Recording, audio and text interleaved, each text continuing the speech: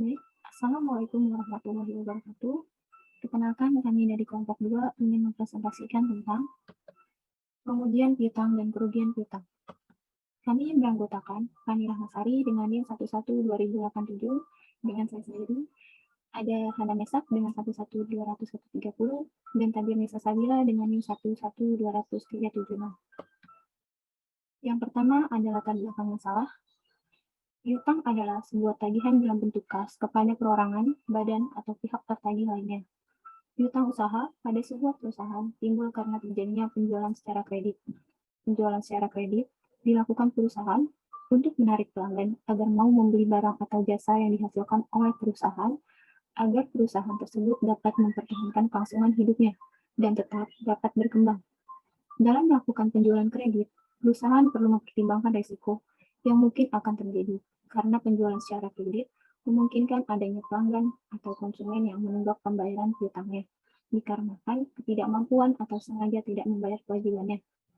Adapun faktor-faktor yang menyebabkan piutang tak tertagih adalah faktor internal dan faktor eksternal.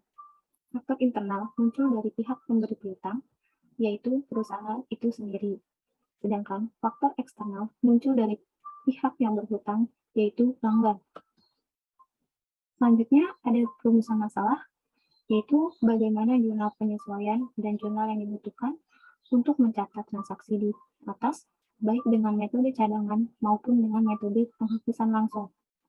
Yang kedua, ada analisa piutang dagang, piutang tetap tagih, dan cadangan kerugian piutang. Selanjutnya, tujuan penulisan, yaitu untuk mengetahui kebijakan akuntansi. Kebijakan akuntansi piutang yang dilakukan dan mengetahui kebijakan piutang dagang, piutang tak tertagih, serta cadangan kerugian piutang perusahaan.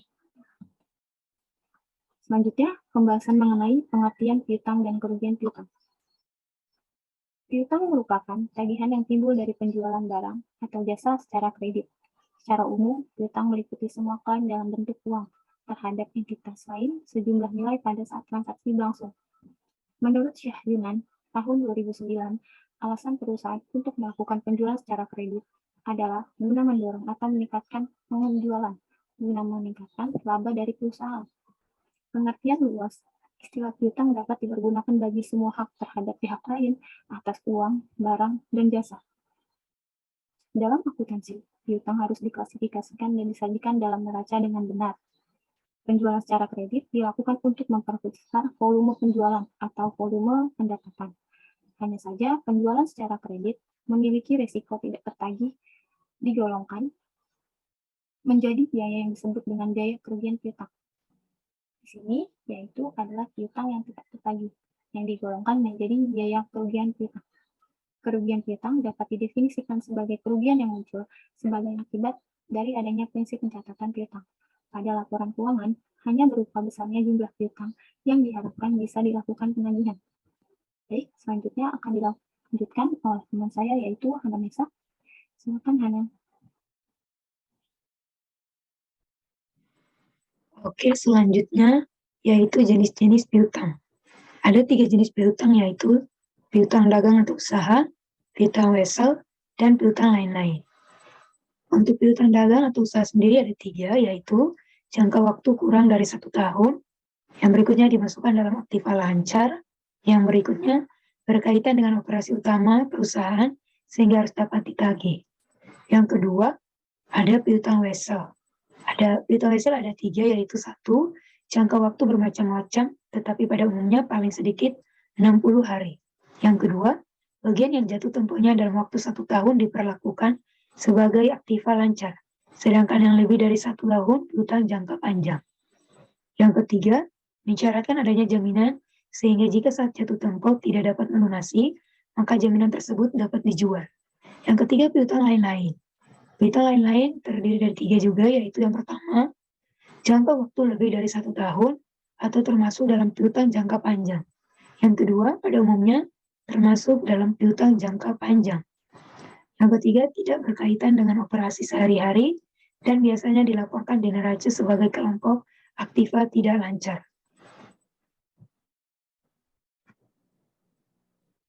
Selanjutnya, pengakuan piutang dagang. Piutang dagang diakui atau dicatat pada saat 1. Perusahaan memperoleh piutang dagang tersebut melalui adanya penjualan kredit. Yang kedua, terjadinya retur dan potongan penjualan. Yang ketiga, adanya pelunasan. Contoh soal, PT Maharta pada tanggal 5 Maret 2010 menjual barang dagangan kepada PT Kresna seharga 10 juta rupiah dengan termin 2/10 N/30. Pada tanggal 7 Maret ada beberapa barang yang cacat sehingga dikembalikan kepada PT Maharta. Bila dihitung, barang yang dikembalikan tersebut sebesar Rp500.000. Pada tanggal 15, PT Maharta menerima pelunasan dari PT Kresna sebesar saldo tagihannya. Jurnal yang dibutuhkan untuk mencatat transaksi-transaksi tersebut adalah sebagai berikut. Tanggal 5 Maret, piutang dagang didebit sebesar 10 juta, penjualan dikredit sebesar 10 juta. Untuk mencatat adanya piutang karena penjualan kredit. Selanjutnya tanggal 7 Maret, retur penjualan didebit 500.000, piutang dagang dikredit 500.000 untuk mencatat adanya retur penjualan. Selanjutnya tanggal 15 Maret, kas 9.310.000, potongan penjualan 190.000, 2% kali 9.500.000, piutang dagang dikredit sebesar 9.500.000 untuk mencatat adanya pelunasan piutang. Selanjutnya penilaian piutang dagang. Menurut prinsip akuntansi Indonesia, piutang dagang harus dicatat dan dilaporkan dalam neraca sebesar nilai kas bersih atau neto, yang bisa direalisasikan yaitu jumlah piutang setelah dikurangi cadangan kerugian piutang tak tertagih atau CKP. Contoh penyajian di neraca aktiva lancar. Piutang dagang 5 juta rupiah, min cadangan kerugian piutang atau CKP 500.000 rupiah, nilai realisasi bersih 4.500.000 rupiah. Kerugian piutang. Piutang dagang yang dimiliki oleh perusahaan belum tentu seluruhnya dapat ditagih. Hal ini disebabkan karena debitur tidak mau membayar utangnya, tidak mampu membayar atau dinyatakan bangkrut, tidak diketahui keberadaan, dan sebagainya. Piutang usaha yang tidak dapat ditagih biasanya dinamakan kerugian piutang, dan dalam akuntansi dicatat dalam akun kerugian piutang. Terdapat dua metode yang digunakan untuk mencatat adanya kerugian piutang, yaitu 1. Metode cadangan atau allowance method. Metode ini digunakan apabila kerugian piutang cukup besar jumlahnya. Salah satunya ialah piutang yang tidak tertagih, ditaksir jumlahnya terlebih dahulu dan diakui sebagai biaya pada periode penjualan. Bila piutang tak tertagih berasal dari tahun 2010, maka kerugian piutang diakui pada tahun 2010 juga. Yang kedua, metode penghapusan langsung. Dalam metode ini, perusahaan tidak perlu melakukan taksiran atas kerugian piutang, sehingga rekening cadangan kerugian piutang tidak digunakan. Apabila suatu piutang diyakini tidak dapat ditagih lagi, maka kerugian atas piutang tersebut langsung didebitkan ke dalam rekening kerugian piutang dan mengkredit rekening piutang dagang. Selanjutnya, metode penafsiran piutang tak tertagih atau kerugian piutang. Terdapat 3 metode untuk menaksir metode piutang yang tak tertagih. Yang pertama, presentasi penjualan. Dalam metode ini, perusahaan menetapkan presentasi dari jumlah penjualan kredit untuk menaksir kerugian perusahaan akibat adanya piutang yang tidak tertagih. Presentasi didasarkan pada kebijakan kredit perusahaan dan pengalaman pada waktu lalu. Contoh soal, PT Maharta menetapkan taksiran piutang yang tidak dapat ditagih adalah sebesar 1% dari penjualan kredit bersih. Apabila jumlah penjualan kredit selama tahun 2009 adalah sebesar 100 juta rupiah, maka kerugian piutang ditaksir sebesar 1% dikali 100 juta rupiah sama dengan 1 juta rupiah. Jurnal untuk mencatat kerugian piutang tersebut adalah 31 Desember, kerugian piutang sebesar 1 juta rupiah, CKP kredit sebesar 1 juta rupiah. Oke, selanjutnya akan dilanjutkan oleh rekan saya, Tabir Nisa Sabila.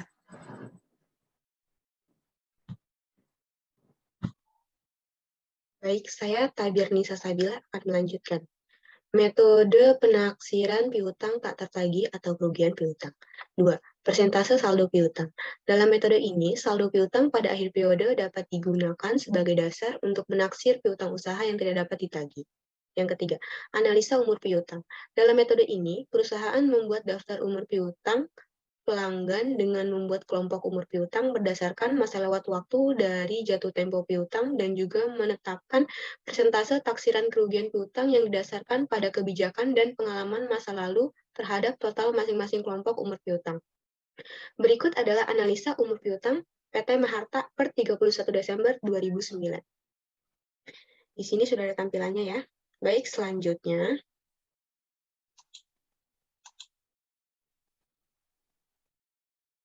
Pengalihan piutang dagang. Pengalihan piutang dagang adalah perusahaan mengalihkan piutang usaha yang dimilikinya kepada pihak lain, seperti lembaga keuangan, bank, dan penggadaian piutang, dengan tujuan untuk mempercepat penerimaan kas dari piutangnya. Alasan perusahaan menjual ataupun mengalihkan piutangnya, yang pertama, karena situasi dan kondisi perusahaan yang sedang mengalami kesulitan dalam memperoleh pinjaman dan tingginya tingkat bunga, sehingga piutang yang dimiliki perusahaan sedapat dan secepat mungkin harus dapat dirubah dan menjadi kas. 2. Penagihan piutang seringkali memakan waktu yang cukup lama dan terkadang juga memerlukan biaya, sehingga perusahaan tersendiri menerima kas yang lebih kecil jumlahnya dari jumlah yang seharusnya diterima dari piutang, asalkan kas dapat diterima lebih cepat. Selanjutnya, jenis pengalihan piutang dagang. Yang pertama, penjualan piutang. Piutang usaha dapat dijual kepada bank atau lembaga keuangan lainnya. Pada saat menjual piutang, perusahaan harus memberitahu perusahaan debitur yang berutang agar membayar utangnya kepada pembeli piutang. Contoh soal. Pada tanggal 10 Juli 2005, PT Maharta menjual piutang usaha yang bernilai 2.500.000 kepada Bank Niaga Syariah. Harga jual piutang usaha tersebut adalah 2.250.000. CKP pada tanggal 10 Juli 2005 sebesar 150.000. Untuk berjaga-jaga, Bank Niaga Syariah menambahkan 10% dari harga jual piutang usaha. Maka, piutang yang diperkirakan dapat ditagih adalah 2.350.000 dikali 2.500.000 dikurang 150.000. Rugi atas penjualan piutang usaha 100.000 dikali 2.350.000 dikurang 2.250.000. Pembayaran yang ditahan oleh pihak bank adalah 225.000 dikali 10% dikali 2.250.000.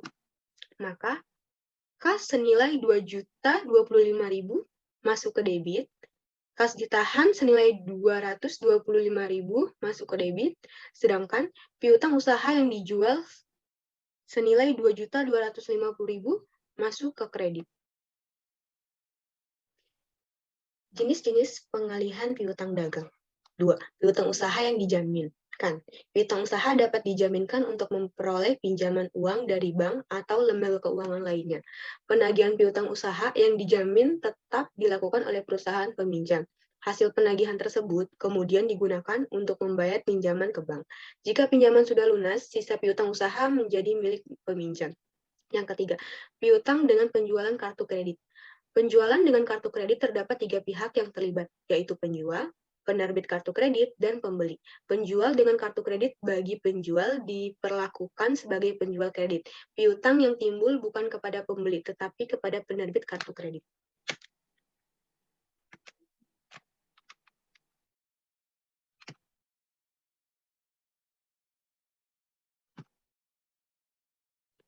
Baik, kesimpulan dan penutup. Kesimpulan. Piutang salah satu jenis transaksi akuntansi yang mengurusi penagihan konsumen yang berhutang pada seseorang, suatu perusahaan atau suatu organisasi untuk barang dan layanan yang telah diberikan pada konsumen tersebut. Kebijakan kredit atau standar kredit atau kualitas rekening yang diterima, jangka waktu atau periode kredit yang diberikan, diskon atau potongan tunai yang diberikan untuk pembayaran yang lebih awal. Saran, dalam melakukan transaksi piutang, kita perlu mempelajari beberapa aspek perhitungan dan hal-hal yang berkaitan dengan piutang tersebut agar dalam menjalankannya transaksi tersebut dapat berjalan dengan lancar dan sesuai dengan jurnal akuntansi. Baik, sekian pemaparan materi dari kelompok kami. Kurang lebihnya mohon maaf. Wassalamualaikum warahmatullahi wabarakatuh.